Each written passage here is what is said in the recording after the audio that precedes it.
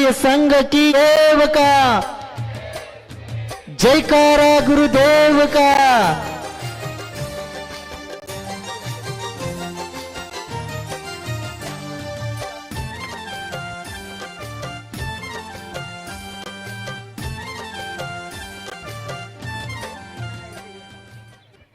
मुनिराज इनका अभी शरण शाह ऐसे क्षेत्र पर आचार्य भगवान जी का आज प्रवचन और पूजन हो रहा है। उसके पूर्व में मैं यहाँ आचार्य भगवान जी को शास्त्रवान के लिए निमंत्रित करता हूँ। रेणुका नंद कुमार जैन, रोहिणी संतोष जैन, प्राची श्रीका मल्लीनाथ इनके सुपुत्र इन्होंने आज के दिन यह मल्लीनाथ दिगंबर जैन अतिशय क्षेत्र के लगाकर जो उनकी जगह है, कितनी जागा है थी, कितनी जागा है,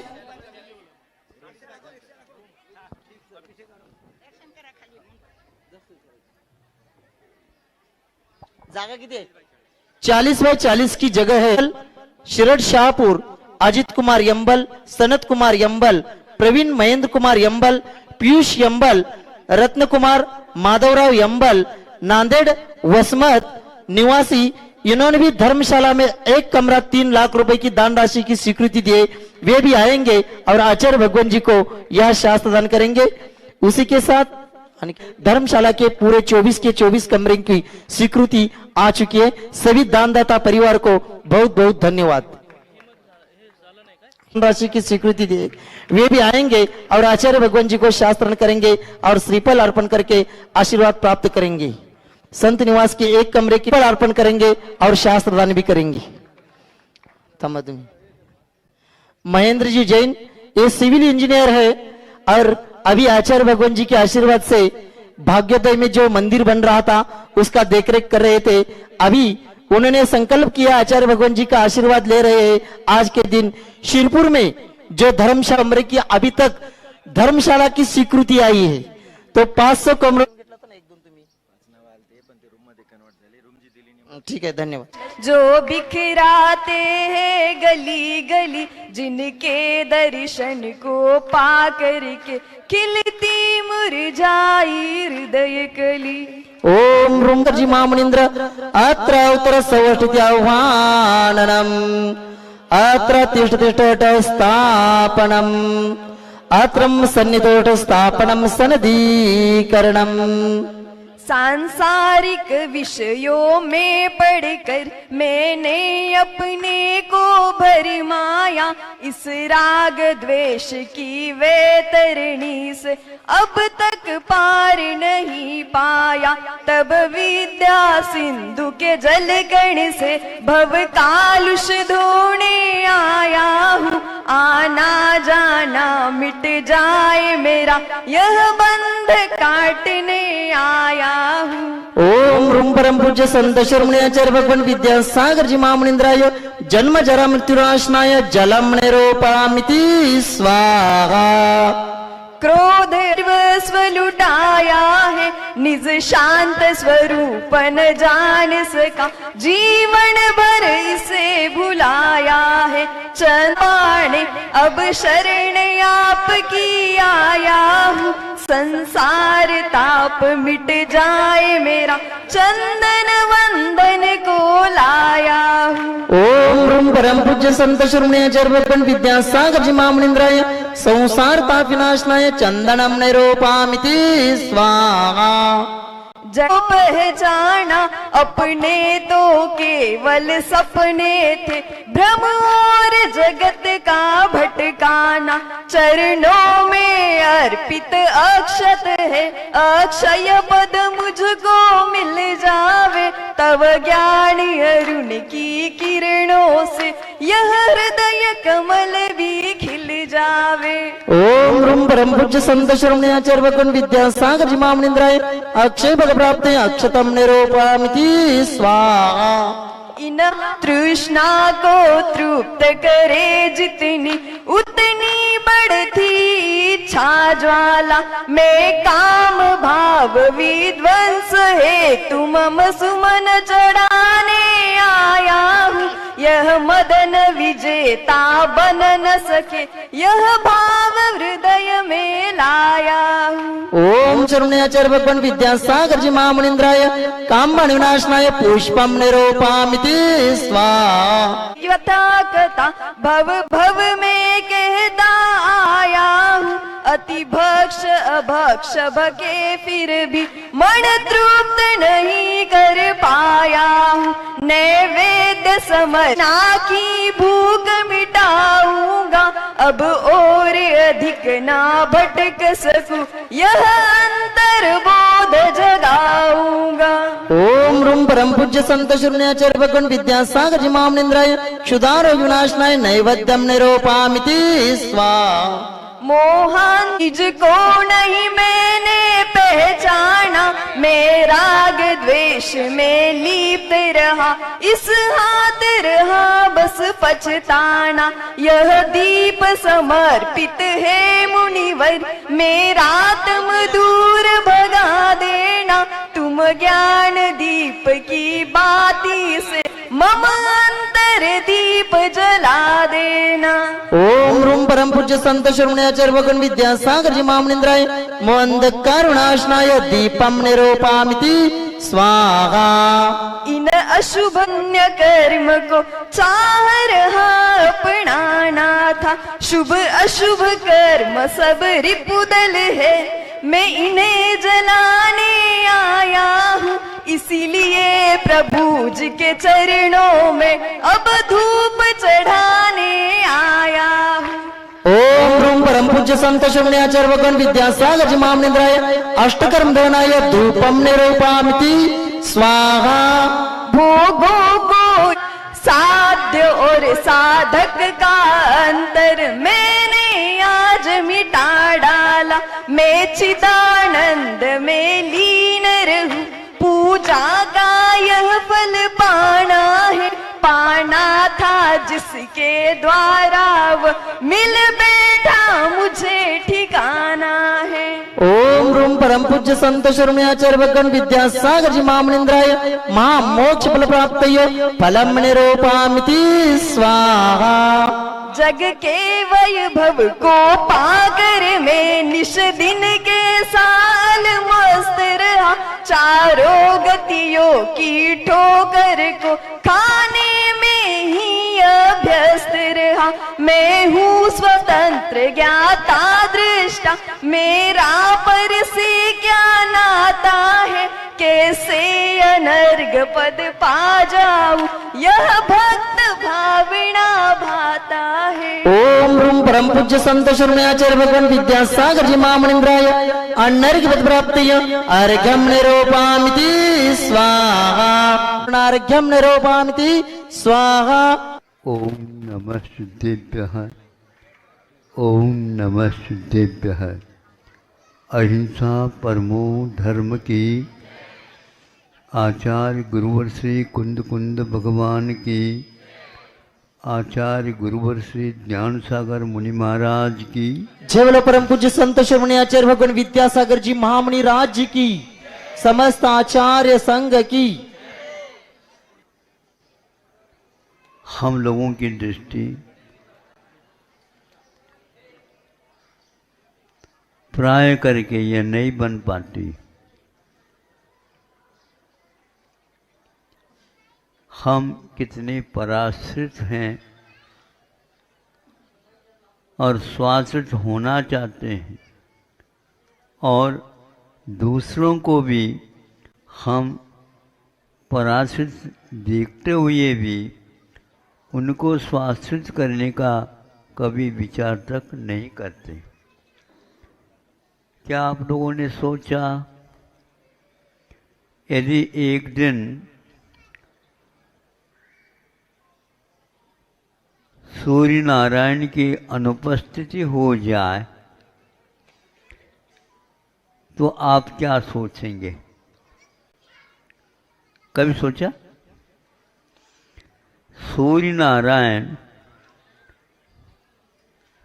8 लाइन से कहीं भी चले जाएं और आपको छोड़ दें, और बहुत दिन तक ऐसा छोड़ने का काम हो गया, तो आप क्या करेंगे?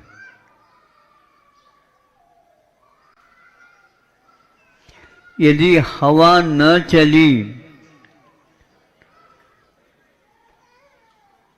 तो फसल उगेगी या नहीं लगेगी? उगेगी। इसके बारे में आपने सोचा? अब मान लो श्वास आप ले रहे हैं और श्वास लेने के लिए प्राणवायु न मिले तो आप क्या करेंगे? मैं निषेधात्मक ही सभी बात बता रहा हूं ताकि विधिपरक क्या क्या काम हो सकता है आप लोगों से, किंतु दूसरों से तो आप मांगते रहते हो। यदि धूप और तापमान बढ़ता चला गया तो आप क्या करेंगे? सुनते हैं किसी एक देश ने कृत्रिम वर्षा के माध्यम से कुछ आपूर्ति करने का प्रयास किया। नाम नहीं लेना चाहता हूं देश का, अड़ोस पड़ोस देश होते हैं। तो हुआ ऐसा है, कृत्रिम उसने वर्षा का प्रयोग किया, दूसरे के लिए भी इसका लाभ न मिले और उनको इससे कुछ हानि पहुंच जाए। बदले में जिस देश ने ऐसा किया था उसी के ऊपर वर्षा ने अटैक कर दिया। ये लोग आप लोगों ने सोचा भी होगा, पढ़ा भी होगा, चर्चा के दौरान इसको सुना भी होगा। ऐसी स्थिति हो गई, उस जल का जो संग्रह हुआ उसको कैसे निकाला जाए। बिल्कुल ही पास का एक और देश था, वो उसमें डूब ही गया पानी में। इस वर्ष वर्षा बहुत हुई, लेकिन सुभिक्ष की अपेक्षा से कितनी हुई और दुर्भिक्ष या अकाल या अति वृष्टि के रूप में कितनी हुई, इसका अध्ययन हम करते हैं। आप समझ लो कुछ ही दिनों में दिवालिया हो जाओगे। दिवालिया का अर्थ क्या? महाराज दिवाली तो अपने यहाँ महावीर भगवान को केवलान होकर के मुक्ति प्राप्त हो गई। हाँ, वो भी दिवाली कहलाती है। और आप लोगों की दिवाली कंगाल होने का नाम है, कुछ नहीं बचने वाला। ऐसा ही है, हम सोच नहीं पाते। हवा शुद्ध यदि नहीं मिल रही है, मुफ्त मिल रही है, लेकिन बड़े बड़े शहर महानगरों में वह भी अब मुफ्त नहीं मिल सकते। उसके लिए भी ऑक्सीजन, प्राणवायु, इनका प्रबंध, अभी तो पानी के बारे में प्रबंध हो रहा है। एक तरफ थर्मास पानी का, अब एक तरफ थर्मास वायु, प्राणवायु का, ये लेकर के चलना पड़ेगा। आए दिन आप लोगों को शिकायत मिलती होगी, दिल्ली जैसे महानगरों में हमेशा प्रदूषण का इतना प्रकोप है। ये सब कृत्रिम वस्तुओं के अनुकूलता के लिए किए हुए प्रयोगों का फल है। ऐसा यदि कुछ समय तक रहा तो वहाँ जल आया कैसे? वर्षा नहीं, किंतु वह एक प्रकार से प्रलय जिसको बोलते हैं, छोटा सा, हाँ, बादलों का फटना जिसको बोलते हैं। कृत्रिम यदि करेंगे, जैसे दीपक प्रकाश भी दे सकता है और भभक जाए तो आपके घर को भी समाप्त कर सकता है। इन वस्तुओं के उपयोग करने से क्या हानि हो रही है और क्या लाभ हो रहा है, इसको यदि सोचते हैं तो हमारे निमित्त से पर के लिए कितना सहयोग मिल रहा है। उनसे हम लेना तो चाहते हैं, हमारे निमित्त से देने का प्रयोग कहाँ तक हो रहा है। महाराज, धर्म से इसका क्या संबंध है ये बताओ। मैं ये तो बताना चाहता हूँ, आपका जो कर्तव्य होता है वही धर्म माना जाता है।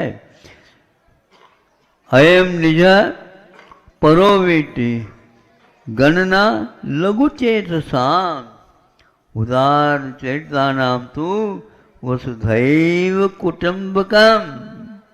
यह पंक्ति प्राचीन काल से आ रही है। अयम निज, यह मेरा है, यह तेरा है।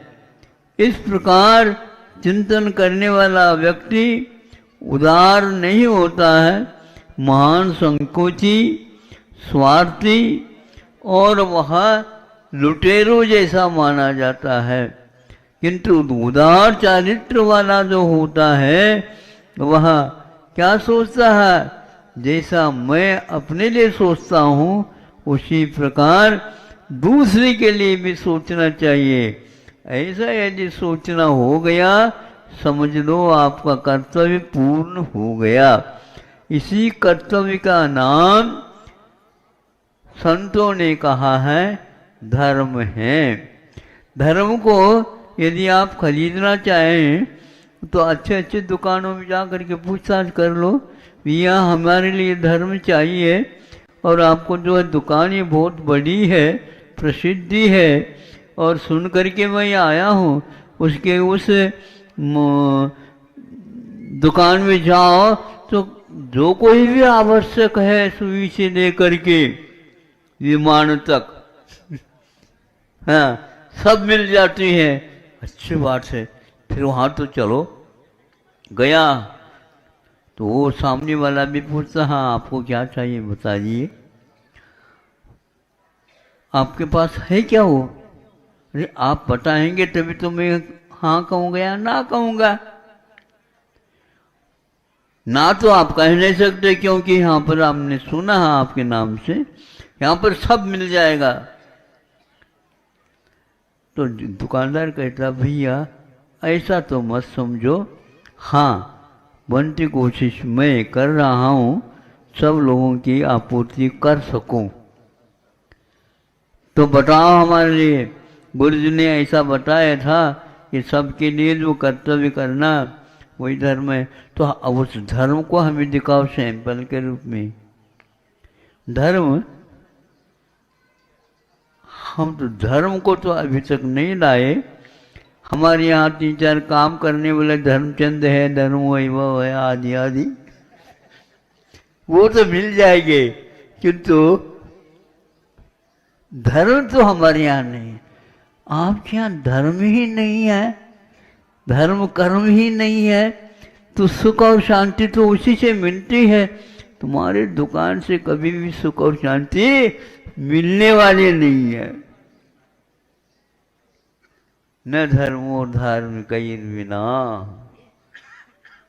धर्मात्माओं के बिना धर्म का दर्शन नहीं कर सकते। कर्तव्य के बिना हम धर्म को नहीं ढूंढ सकते, और कर्तव्य से यदि विमुख हो जाए तो उससे बढ़कर के अधर्म कोई। कहने का मतलब ये हुआ, आप ही धर्मात्मा बन सकते हैं और आप ही अधर्मात्मा अधम बन सकते हैं। दिनों दिन वह काल निकलता जा रहा है और वह काल अब आने को, आपके सामने आने को ही है, जिसके द्वारा आप अपराध किए हैं उसके फलस्वरूप आपको ही भोगना पड़ेगा। इसलिए धर्म की कोई दुकान नहीं लग सकती है। धर्म की यदि दुकान है तो वह व्यक्ति ही है जिन्होंने इस प्रकार बालक रत्न के बारे में सोचा है। मुझे जिसके माध्यम से दुख होता है और तकलीफ परेशानी होती है, उसी प्रकार दूसरे को भी इससे तकलीफ परेशानी होती होगी। इसलिए मन, वचन और काय, इसी प्रकार इन तीनों माध्यम से मेरे निमित्त से यदि किसी को दुख होता हो, मैं उससे सावधान होकर के उससे दूर रहने का प्रयास करूंगा। इस प्रकार दूर होने का जो प्रयत्न है, पुरुषार्थ है, भावना है, और इसमें सब कुछ धर्म आ गया समझ लो।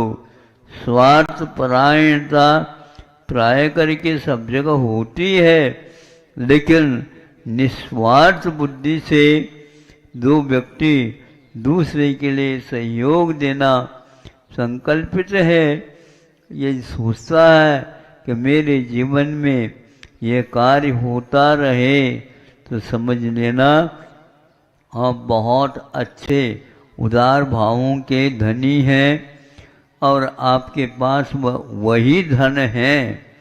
धन को हम जीवंत देख सकते हैं तो धर्म को नहीं, धर्मात्मा को जीवंत दे सकते हैं। और जीवंत धर्म को छोड़ करके और जो कुछ भी बातें आप समझ लेते हैं या समझ चुके हैं, उसका नाम कोई भी संत, कोई भी उदार मना धर्म के रूप में स्वीकार करने के लिए तैयार नहीं है। धन को एकत्रित किया जा सकता है अपराध पापों के माध्यम से, और अपराध और पापों को त्याग करने के माध्यम से धर्म को भी हम प्राप्त कर सकते हैं। कोई किसी के पास झोली हो तो बसार देना, उसमें आकर के कोई डाल दे, भैया वो बहुत धर्मात्मा है। बहुत धर्मात्मा के धर्म डालता रहता है क्या? नहीं, उनकी चेष्टाएं, उनकी भावनाएं, उनके जो कर्तव्य व्यवहार है, उसके द्वारा शांति का अपने आप ही अनुभव हो जाता है। इसलिए आप लोगों को यहाँ पर ऐसा वातावरण बनाना चाहिए।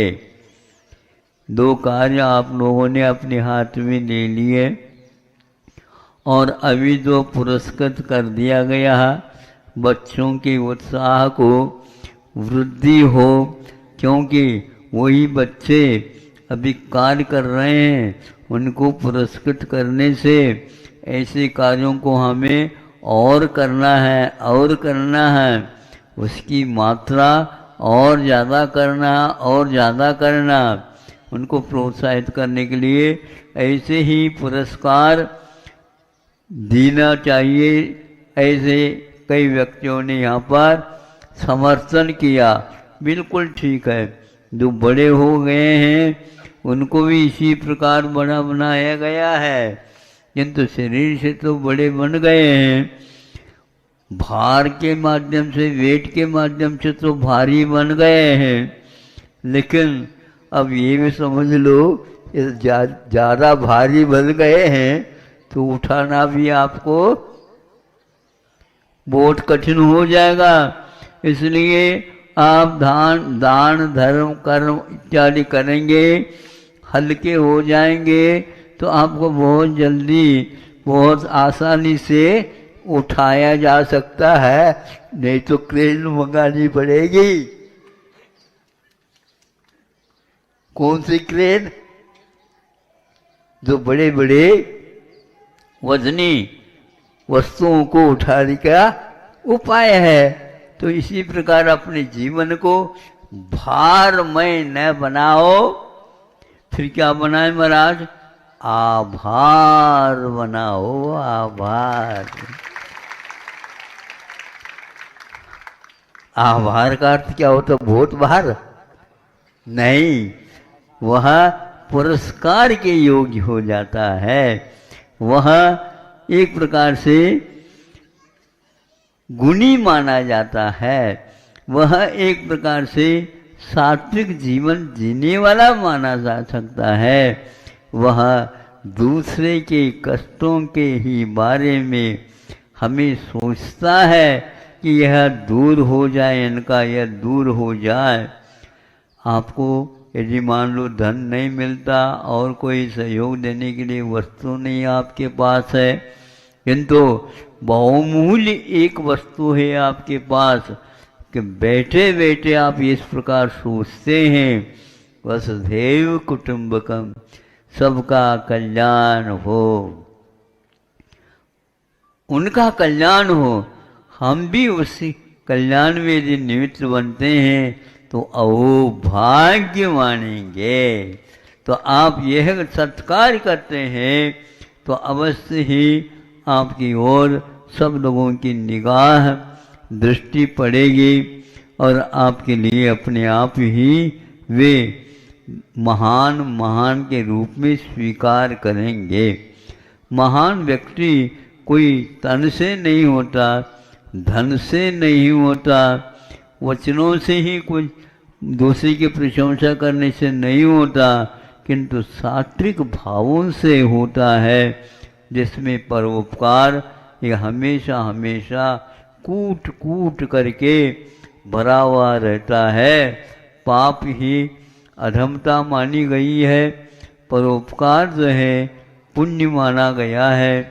परोपकार के माध्यम से सात्विक कर्मों का बंध होता है, जो आप सुख शांति चाहते हैं, और वे सज्जन हमेशा हमेशा सात्विक कार्य कर्म के और वह उसकी फैलाव के लिए कोशिश करते रहते हैं। तो हमारा यहाँ पर जो अभी आप लोगों ने बुलाया महाराज, वहाँ पर चलना है, यहाँ पर आकर के बाद में प्रवचन होगा आपका। तो वहाँ पर क्या है, तो हमने वहाँ पर जा कर के देखा, सभी लोग कल शाम को ही सोचा गया था और यह रातों रात ब्रह्मचर्यों के माध्यम से कैसा मुहूर्त निकाला पता नहीं, और वह कार्य भी संपन्न हो गया है। बहुत अच्छा किया है, क्योंकि क्षेत्र के निमित्त से दूर दूर से लोग आएंगे, और आएंगे तो उनके सत्कार के लिए, यानी उनके कुछ समय तक कम से कम यहाँ पर रहने के लिए व्यवस्था जुटाना, और उसके लिए सर्वप्रथम आयतन बनाने का सोचा है अपने। हम तो उसको क्या बोलते हैं, उसको धर्मशाला है ना। धर्मशाला का अर्थ क्या है, व्यवसाय की शाला नहीं है वो, किंतु धर्म की शाला है। वहाँ जब रुकेंगे तो यहाँ पर आकर के भाव और करेंगे। तो यहाँ पर मल्लीनाथ भगवान का विश्व प्रसिद्ध वह जीवंत प्रतिमा, जिसको आप बोल सकते हैं, यहाँ है। यहाँ पर एक दिन 2 दिन के लिए आ जाए और 1 हफ्ता रुक जाए तो आप लोग उसकी व्यवस्था करेंगे। तो घर जो है आपके घर धर्मात्मा आएंगे, और सब लोगों को सोचना चाहिए, यहाँ के रहने वाले वो कहेंगे देखो यहाँ पर व्यवस्था बहुत अच्छी है, प्रतिमा तो देखते ही बनती है, बहुत अच्छा है। और हम अपने मित्रों को भी भेजेंगे और हम अपने साथियों को भेजेंगे, और वे भी इससे अवश्य प्रभावित होंगे। तो यहाँ के लोग इस प्रकार सात्विक दान से उपकृत हो जाएंगे। आगे अपने जीवन में ऐसे ही सात्विक भाव करने के सौभाग्य सभी को मिले, ऐसी भावनाओं के साथ। अहिंसा परमो धर्म की जय।